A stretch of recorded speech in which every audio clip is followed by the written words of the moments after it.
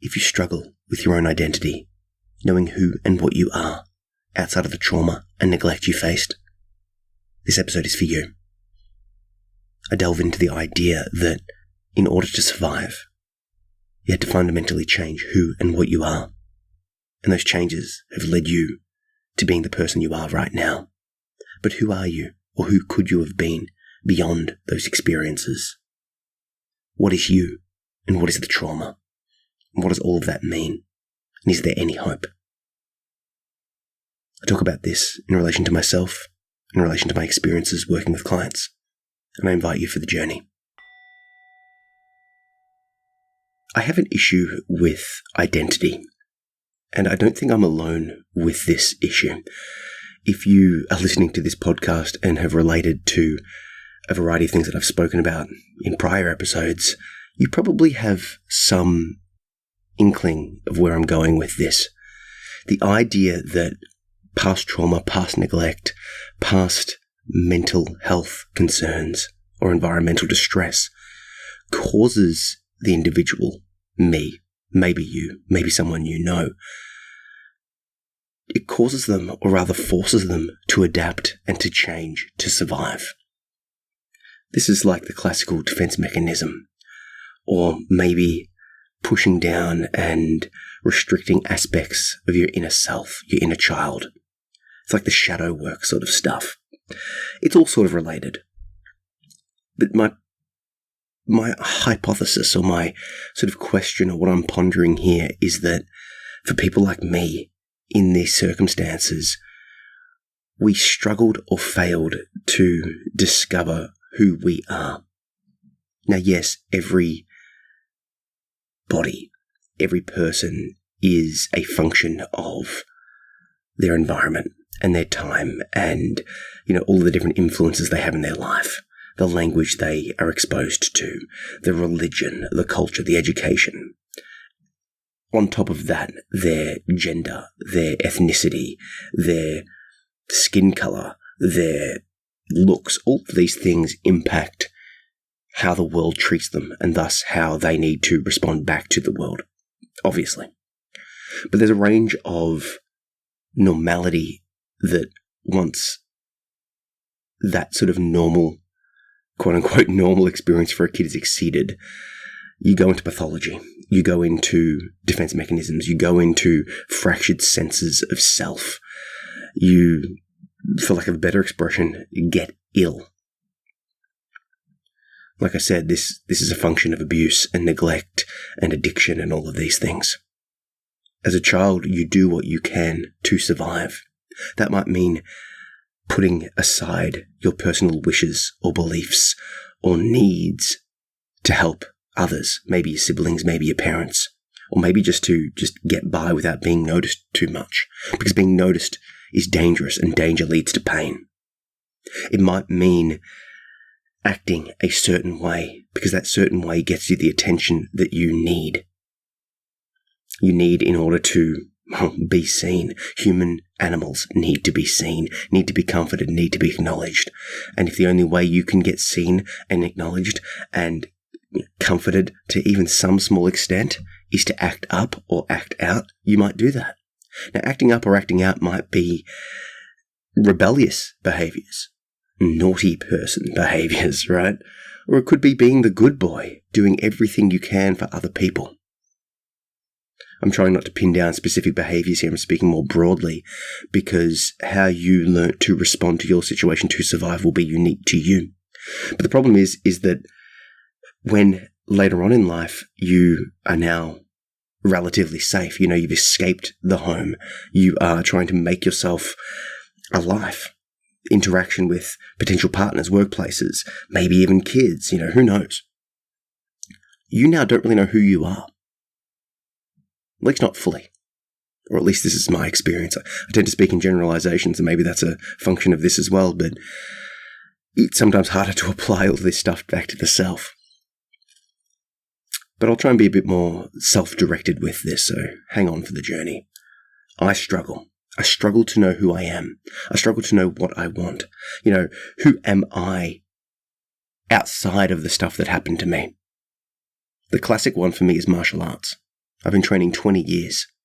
The majority of my friends and socialization and activity time that isn't working, that isn't family, that isn't just, doing the things necessary to survive. My major time spent is practicing martial arts of a variety of different styles. Why? Why is that? Why do I like martial arts? Is it because I watched a couple of Bruce Lee movies as a kid and got enamored by it? Maybe. Or is it because my home life was terribly dangerous and scary and I feel like I need to know how to fight in order to survive? Is it the fact that one of the only things my dad taught me was how to punch to protect myself from a bully?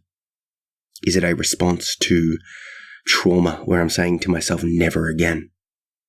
Is it a function of a primal expression of rage that I can't express anywhere else?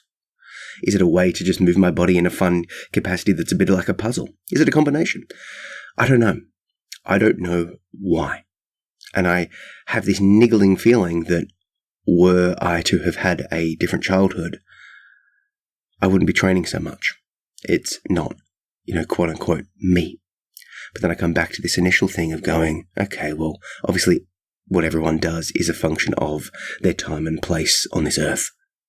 I'm not riding a horse because there's no opportunity for me to be a horse rider, right? That's not what we all do in this society. If I was born in a different time and a different age, I might have an affinity and a love of horses. Whereas right now, they're just animals that you see randomly on a farm sometime.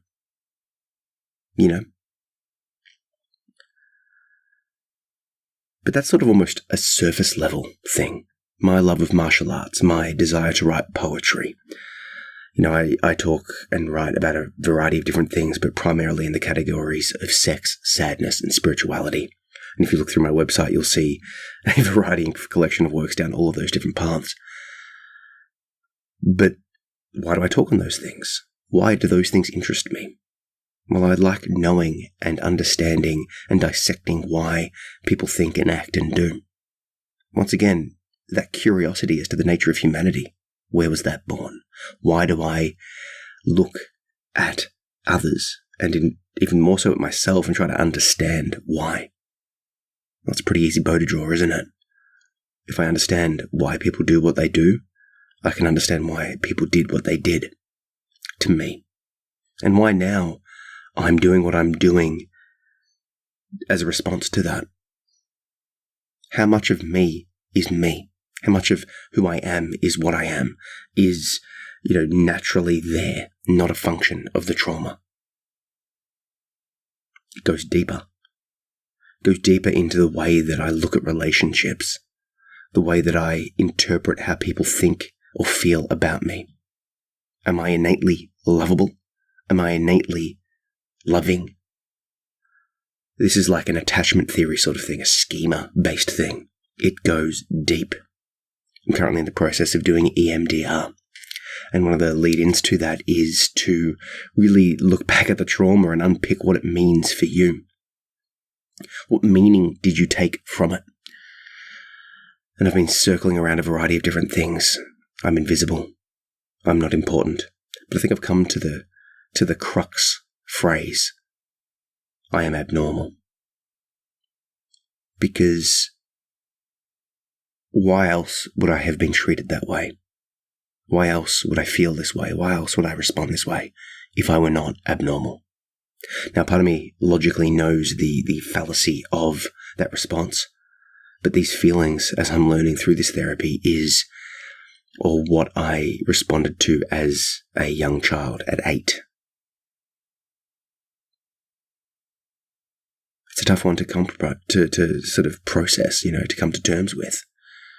I look at the amount of time I spend on my mental health. Now, unlike most people, I choose to share, and I'm working in the field with both my writing, my coaching, my counseling, intuitive guidance, all of this stuff I do. I uniquely choose to share it more, but I can't help but feel that my ability to share, my choice to share, is itself a function of the past. How much of me is me? Who am I outside of the trauma? This is an identity thing. As a tangent, I think people latch onto identities like perhaps, the vegan, vegetarian sort of cliches, or the gender-based identity politics stuff that's going on, or, race-based things. We latch onto a group, political group, a ideology, a religion, and a preference. I am this thing, because it gives us something beyond ourselves to cling on to, because who we are is hard to pin down. Ultimately, I am the intersection between my past experiences and my genetics, expressed in this moment. I am me now. This moment is all I am and all I will be, this one moment. But there's this niggling annoyance, this niggling feeling, this niggling problem that I have, is not knowing. It's almost like you have to grieve the life that was taken from you. You have to grieve the life that was taken from you. And that grief is unexpressible, unknowable. It's an unknown. I don't know who or what I could have been were things to have been different. And yes, it's sort of maybe coming across like, woe is me. Because comparative to most of the world, I am inherently lucky. Lucky to be born in this country. Lucky to have the health that I have. Lucky to have the resources that I have access to, lucky for a whole variety of things that many people would, die trying to get. And yet, this is my story, my pain, and even that guilt about being guilty, about, comparing myself and my problems, my, minuscule comparative woes, and nonetheless not being able to process or move through it, nonetheless being stuck on these feelings, is itself part of all of this. I'm privileged, but I'm also in pain. Not that I need to justify this to you. Not the need to justify it at all. So maybe you can relate. Maybe you have hang-ups and feelings that you just keep unpicking and keep discovering. These are like schemas, little sort of rules about the world that just seem true because they've been proven true to you in the past, but aren't really true. Objectively. They're only true because you make them true. Is everyone mean? Is the world inherently a dangerous place? Or do you just believe that, and then that belief causes you to project it outwardly? And you look mean. You look scary, and people respond accordingly. I don't know. You're inherently skeptical and don't want to trust. So you project that outwardly. And then people see that projection and they look at you and go, this guy isn't that trustworthy. Maybe. Do you believe that good things don't happen and you subsequently do not keep your eyes open and keep your awareness on the idea that good things could be happening if only you paid attention? So when offers arise, you don't say yes. You just ignore it or say no. Or maybe you believe that you are not lucky. So rather than trying and failing and trying and failing, you just don't try because you know you're going to fail anyway. But how many times can you roll that dice and fail before success comes? But if you never roll the dice, success isn't coming to you by definition. Maybe you learnt that to get attention, you had to play the victim. And then you continue to play the victim now, even when it's not appropriate, even when it's not functional. But that's the only thinking patterns you know. Maybe you had this inherent belief in fairness instilled upon you as a child, rigid adherence to rules. Then you get out into the real world and you realize that's not what happens. But you can't adapt and function. Maybe you were so desperate for attention that you acted up. You were the class clown. You were the funny guy doing anything you could just to get people to have their eyes on you. You try and do that now and you discover that that's just annoying, that you feel like you can only get these touch-based, surface-level relationships because you're too afraid to go deep. Because to go deep beyond that would be to lead into the fear that you have about yourself and about the world that, actually there's nothing of substance underneath. Maybe your parents didn't see you for who you are and acknowledge you for who you are, and rather projected their desires, their wishes, or their fears upon you. So you don't know inherently what you want and what you believe or where you're going. Maybe you were just ignored and left to figure it all out through television, through looking at other people and just guessing.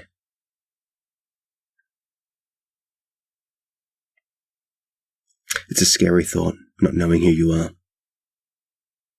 But I think there's a little bit of hope. I've been reading a lot about internal family systems. This is the theory of counselling that there's a bunch of books about, and I'll link you to the first one. But there's 3. I've read them all. They talk about this idea that inside you is this, not this solid sense of self, not this solid place, but more like a family, an internal family of different parts. Parts that want to help and parts that have helped that have been pushed aside. You faced trauma in the past, and in order to survive, a different part of you built a defense mechanism around that. And that helps you to survive by constantly doing those things that had helped you to survive. I'm butchering this theory, but I'll get to the point.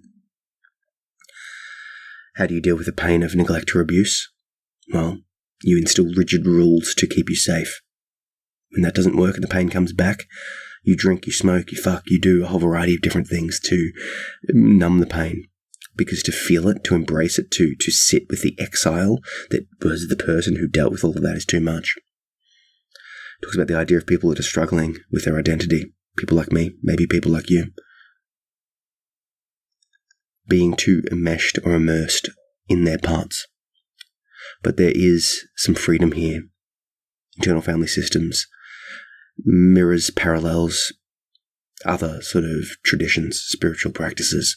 And the idea that there's a sense of self, a part of you that is unburdenable, that is untaintable, that you can sit with. And you can feel this part of you. I've felt it. And I can come back to it now that I've felt it. It's an aspect of you that is calm, that is confident, that is curious, that is peaceful, that has purpose. It feels resonant. It feels like there's chills. You can find this part of you. And then that part of you can help almost basically be the internal therapist for your own internal family. I've done this, and I've shared poems about it. I'll link you to a couple of those as well. But basically the idea is that you find these parts and you unburden them. You sit with them. You sit in yourself, and then from that space you separate the parts and you start talking to them and talk to the parts. It's like, hey, I got this. We're back under control. Because from that place is you. Or at least more you than the wash of trauma that you've uncovered. So I have hope. I have hope that all of these questions that I've posed here can be answered by sitting with a sense of self. Because when I'm in that place, when I'm not enmeshed, when I'm feeling that, things don't seem so bad anymore. It's still hard. Because that part is not well practiced. I'm not strong enough in sitting in that space. But it's there to be discovered. So I'll link you to the book because it can do a lot more for you than I can here. But just what I want to do is just leave you with the statement of saying, I see you. I see your struggle. I see the identity issues. And I offer you hope. I offer you the hope, saying that I've found a place that is a bit beyond all of that. And that place can be fostered and sat with and helped, or help you, the totality of you, to heal. So I'll share with you a couple of those poems. I'll share with you the Internal Family Systems book. And I also just want to remind you to check out my website. I've got a collection of books and podcasts and poems and a variety of other things. I've got a shop up now with a collection of all of my guided meditations and audio talks, all put there. You can grab them all. And I'm also offering coaching, mentoring, intuitive guidance, counselling stuff as well. So head to the website, zachary-phillips.com. Check it out. And yeah, I'll see you in the next episode. Catch up.